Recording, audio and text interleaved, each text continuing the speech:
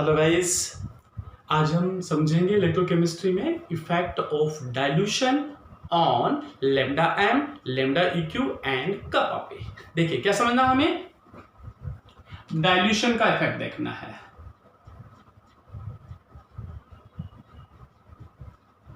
Dilution या concentration एक ही बात है।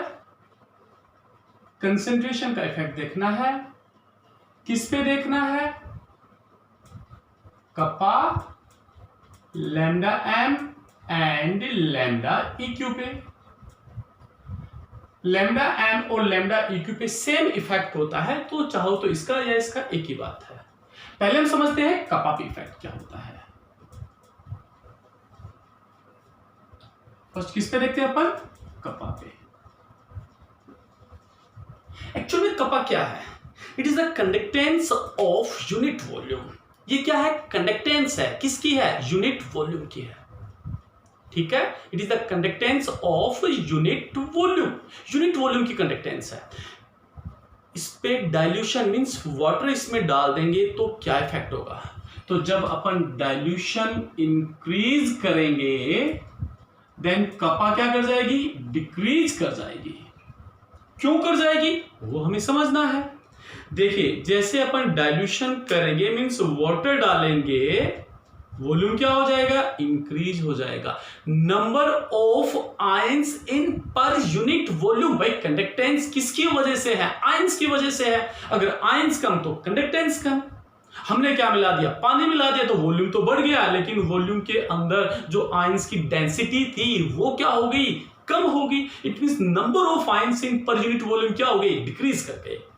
तो डाइल्यूशन इंक्रीज करने पे number of ions in per unit volume क्या कर जाएंगे? डिक्रीज कर जाएंगे, जिसकी वजह से कपा भी क्या कर जाएगी? डिक्रीज कर जाएगी। तो रीजन क्या है? On increasing dilution number of ions in per unit volume decreases, as a result kappa also decreases. ठीक है, चलो समझते हैं। नेक्स्ट हमें किस पे इफेक्ट देखना है? लैम्डा एम या लैम्डा इक्यू पे इफेक्ट देखना है। इसमें अगर आप डाइल्यूशन इंक्रीज करेंगे, in case of lambda M और लैम्डा इक्यू एक ही बात है, अगर आप डाइल्यूशन इंक्रीज करेंगे then lambda M and lambda eq both increases. दोनों की वैल्यू क्या करेगी? इंक्रीज करेगी। मींस कप्पा के क्या है? जस्ट उल्टा इफेक्ट है। ऐसा क्यों हुआ है वो हमें समझना है। समझते देखिए, इसका इफेक्ट वीक इलेक्ट्रोलाइट के केस के लिए अलग होता है, स्ट्रॉन्ग एक्सप्लेनेशन अलग अलग है। इवन चाहे वीक हो चाहे स्ट्रॉन्ग हो, डाइल्यूशन अगर आप इंक्रीज करोगे तो लैम्डा एम और लैम्डा इक्यू विल इंक्रीज। डाइल्यूशन करेंगे तो लैम्डा एम या लैम्डा इक्यू इंक्रीज करेगा, लेकिन इसका एक्सप्लेनेशन अलग अलग तरीके से है। किस किस के लिए? Weak electrolyte and strong electrolyte के लिए। तो पहले देख लेते हैं अपन वीक इलेक्ट्रोलाइट के लिए देखेंगे। देखिए समझिए, इन केस ऑफ डाइल्यूशन, अगर डाइल्यूशन इंक्रीज किया, मैंने डाइल्यूशन इंक्रीज किया तो नंबर ऑफ डिसोसिएशन या amount of dissociation, sorry amount of dissociation क्या होगा? इंक्रीज होगा। जैसे अपन ने पानी डाला तो आयंस क्या हो? भाई जो वीक इलेक्ट्रोलाइट वो क्या हो जाएगा? डिसोशिएट हो जाएगा। डिसोशिएट हो जाएगा तो नंबर ऑफ आयंस क्या हो जाएंगे? इंक्रीज हो जाएंगे। देखना समझना, यहां मैं क्या बोला था मैंने कि डाइल्यूशन इंक्रीज करूंगा तो नंबर ऑफ आयंस डिक्रीज कर जाएंगे, और यहां क्या बोलूंगा? इंक्रीज कर जाएंगे। देखना दोनों में डिफरेंस क्या है। नंबर ऑफ आयंस तो इंक्रीज करेंगे यहां पे भी, लेकिन यूनिट वॉल्यूम में क्या कर जाएंगे? डिक्रीज करेंगे। कैसे? देखना एक एग्जांपल से समझते हैं अपन। यहां एक एग्जांपल से अपन समझ लेते हैं। ये अपने पास में एक कंटेनर है, इसमें CH3COH है। CH3COH है, एसिटिक एसिड है, और एसिटिक एसिड के 10 मोल आपके पास में है। इसका वॉल्यूम 2 लीटर है, 2 लीटर वॉल्यूम है। एसिटिक एसिड है और एसिटिक एसिड के कितने मोल आपके पास में है? 10 मोल है। इस कंटेनर का वॉल्यूम कितना है? 2 लीटर है। ठीक है, अच्छा आप समझते हैं। 2 लीटर में 10 मोल किसके हैं? CH3COH के। CH3COH क्या है? Weak electrolyte, and weak electrolyte do not completely dissociate, उनका कंप्लीटली डिसोसिएशन नहीं होता है। अब मान लिया अपने कि कितने का डिसोसिएशन हो गया? 5 का डिसोसिएशन हो रहा है। तो CH3COH के कितने आयंस टूटे? कितने मॉलिक्यूल्स ब्रेक हुए? 5 हुए। तो नंबर ऑफ आयंस कितने बने? 10 बने। समझ में आ रही है ना बात आपको कि अभी CH3COH के कितने डाले हमने? 10 डाले, लेकिन 10 के 10 डिसोशिएट नहीं होते। क्यों नहीं होते? क्योंकि ये वीक इलेक्ट्रोलाइट है। कितने हुए? हमने कंसीडर कर लिया कि 5 डिसोशिएट हो गए। वॉल्यूम कितना अभी? 2 लीटर। इट मींस 2 लीटर में आयन कितने हो गए? 10। मोल कितने टूटे? 5, लेकिन आयन कितने बने? 10 मोल बन गए। ठीक है, 2 लीटर में कितने हैं? 10 आयन है। 1 लीटर में कितने आयन?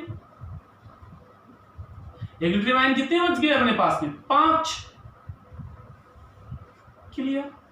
अब देखो क्या किया अब हमने क्या मिला दिया? इसका वॉल्यूम, इस बार इसका वॉल्यूम हमने कर दिया 4 लीटर। वॉल्यूम कितना कर दिया हमने? 4 लीटर। मीन्स डाइल्यूशन इंक्रीज, पानी का अमाउंट इंक्रीज। और जो पहले हमने 10 मोल डाले थे, उस 10 मोल तो अभी भी वही 10 मोल ही हैं डाले हुए तो पहले वाले, लेकिन अब डिसोसिएशन पहले कितने का हो रहा था? 5 का डिसोसिएशन हो रहा था। अब कितने का हो गया? मान लो 7 का डिसोसिएशन हो गया। कितने का डिसोसिएशन हो गया? 7 का डिसोसिएशन हो गया। तो आयन कितने बनेंगे? ट्वाइस डबल बन जाएंगे। कितने बने? 14। तो अब 4 लीटर में नंबर ऑफ आयंस कितने हो गए? 14। तो 1 लीटर में कितने हो गए?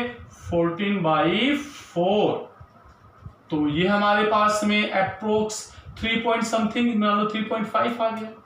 तो पहले number of ions in 1 litre कितने थे? 5 थे। नंबर ऑफ आयंस इन पर लीटर कितने हो गए? 3.5। तो number of ions in per unit volume वो क्या कर रहे हैं? डिक्रीज कर रहे हैं। लेकिन टोटल नंबर ऑफ आयंस जो पहले कितने थे? 10 थे, अब कितने हैं? 14। तो टोटल नंबर ऑफ आयंस तो क्या करते हैं? इंक्रीज करते हैं, लेकिन number of ions in per unit volume वो क्या करते हैं? डिक्रीज करते हैं।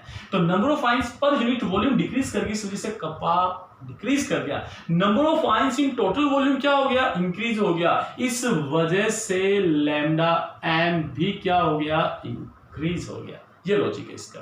ठीक है, आगे और समझते देखिए।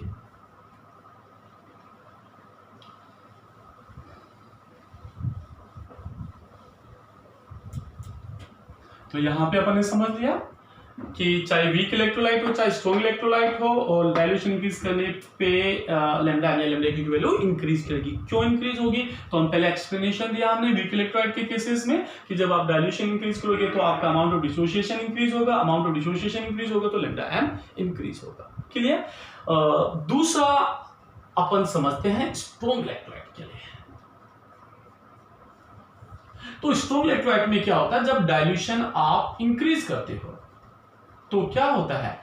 Ion ion interaction, ion ion के बीच में जब डाइल्यूशन हमने क्या किया? इंक्रीज किया, तो आयन आयन इंटरेक्शन, मान जैसे Mg+2 था, SO4 था, वाटर अमाउंट बढ़ गया तो उनके बीच में अट्रैक्शन क्या हो जाएगा?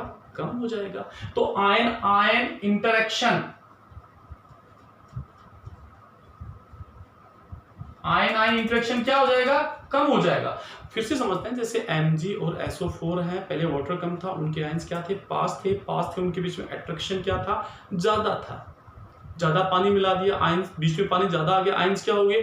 दूर हो गए, इंटरेक्शन क्या हो गया? कम हो गया। फ्रीली मूव कर सकते हैं, फ्रीली मूव करेंगे तो कंडक्टेंस इंक्रीज हो जाएगी। तो डाइल्यूशन इंक्रीज करने पे आयन आयन इंटरेक्शन क्या हो जाएगा? कम हो जाएगा। कम हो जाएगा तो यहाँ पे लैम्डा एम की वैल्यू क्या हो जाएगी? इंक्रीज हो जाएगी। ठीक है, इसको फॉर्मूले से कैसे समझना है? तो स्ट्रॉन्ग इलेक्ट्रोलाइट के लिए फॉर्मूला हमें अप्लाई करना है, lambda M is equal to lambda M infinite minus b√c, Debye Huckel Onsager equation. इस इक्वेशन का नाम क्या है? डिबाई-हैकेल-ऑन्सगर इक्वेशन। लैम्डा एम क्या है? Molar conductance at molar conductivity on C concentration. C concentration पे जो मोलर कंडक्टिविटी है वो क्या है? लैम्डा एम है। Lambda M infinite molar conductivity at infinite dilution, मतलब आपने पानी का अमाउंट बहुत बहुत बहुत ज्यादा कर दिया, इससे ज्यादा हो ही नहीं सकता था, तो इनफाइनाइट डाइल्यूशन इसको बोलते हैं लिमिटिंग मोलर कंडक्टिविटी। इसी का नाम क्या है? लिमिटिंग मोलर कंडक्टिविटी या molar conductivity at infinite dilution. और ये इसकी वैल्यू क्या होती है? एक पर्टिकुलर लाइन के लिए फिक्स होती है, तो इसकी वैल्यू क्या होगी? कांस्टेंट हो गई। बी कांस्टेंट है और इसकी वैल्यू डिपेंड करती है नेचर ऑफ इलेक्ट्रोलाइट पे डिपेंड करती है। सी क्या है? कंसंट्रेशन है। ठीक है, lambda M molar conductivity on C concentration, ये क्या है? इनफाइनाइट पे है, ये किस पे है? सी कंसंट्रेशन पे है। बी क्या है? कांस्टेंट है और ये सी क्या है? कंसंट्रेशन है। इसे ग्राफ भी प्लॉट करेंगे, पहले इसका भी लॉजिक समझ लेते हैं।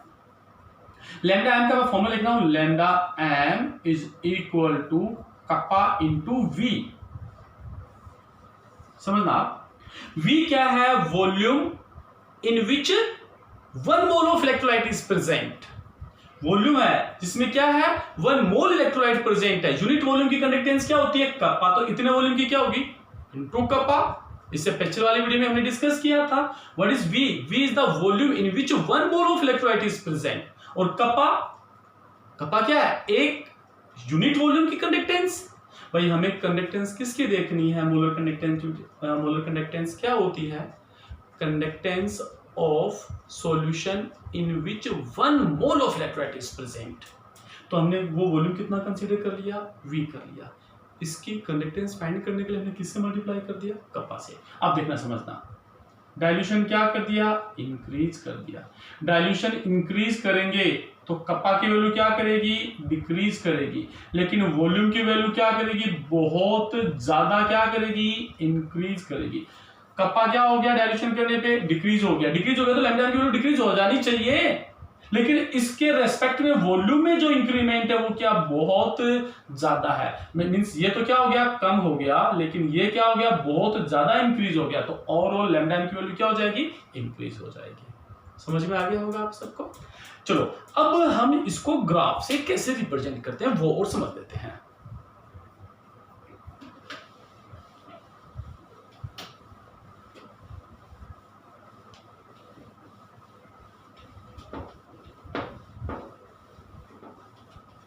वीक इलेक्ट्रोलाइट और स्ट्रॉन्ग इलेक्ट्रोलाइट दोनों के लिए अलग तरीके से ग्राफ बनते हैं। तो दोनों के ग्राफ एक साथ हों तो कैसे होंगे, अलग अलग कैसे हों तो वो कैसे होंगे, दोनों को समझ लेते हैं। चलो अपन वीक इलेक्ट्रोलाइट का ग्राफ समझते हैं पहले। वीक इलेक्ट्रोलाइट के लिए तो वीक इलेक्ट्रोलाइट का ग्राफ अपन बना लेते हैं। किस किस में बनाते हैं? Lambda M and under root C. Under root C concentration, इधर जाएंगे तो concentration under root C, C concentration increase हो रही है, इधर आएंगे डायल्यूशन इंक्रीज होगा। तो ये ग्राफ इसमें इस तरीके से आता है। इट मींस कंसंट्रेशन अगर इंक्रीज होगी तो लैम्डा एम, कंसंट्रेशन इंक्रीज होगी तो लैम्डा एम डिक्रीज होगा। डाइल्यूशन, इधर आएंगे डाइल्यूशन क्या होगा? इंक्रीज। डाइल्यूशन इंक्रीज होगा तो लैम्डा एम भी क्या करेगा? इंक्रीज करेगा। ये ग्राफ किसके लिए है? वीक इलेक्ट्रोलाइट के लिए। दूसरा ग्राफ हमें किसके लिए बनाना है? स्ट्रॉन्ग इलेक्ट्रोलाइट के लिए। और स्ट्रॉन्ग इलेक्ट्रोलाइट का फॉर्मूला हमें क्या, किस फॉर्मूले से हमें ग्राफ बनाना है? Lambda M is equal to lambda M infinite minus B root C.